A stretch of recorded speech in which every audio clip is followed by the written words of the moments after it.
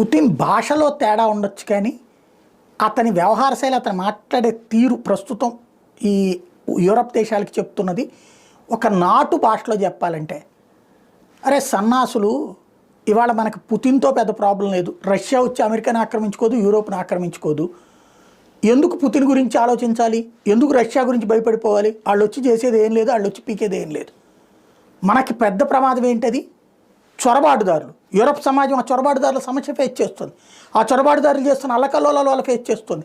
Grooming gangs తయారైన Britain లాంటి చోట్లను కానీ, ఫ్రాన్స్ లాంటి చోట్లను కానీ, ఆ దేశాలకు సంబంధించినటువంటి అమ్మాయిల్ని పటాయించికి పట్టుకుపోతున్నటువంటి ఆఫ్ఘనిస్తాన్ వాళ్ళు, సిరియా వాళ్ళు, పాలస్తీనా వాళ్ళు, చివరికి అమ్మాయిల్ని మత మార్పిళ్ళు చేస్తున్నటువంటి దాష్టీకాలు, అది అమెరికాలో కూడా పాకినటువంటి వ్యవహారం. దాని గురించి ఆలోచించాలి. మన ప్రజల్ని మతం మార్చి మన ప్రజల్ని వేరు చేస్తున్నటువంటి గ్రూమింగ్ గ్యాంగ్స్ గురించి ఆలోచించాలి.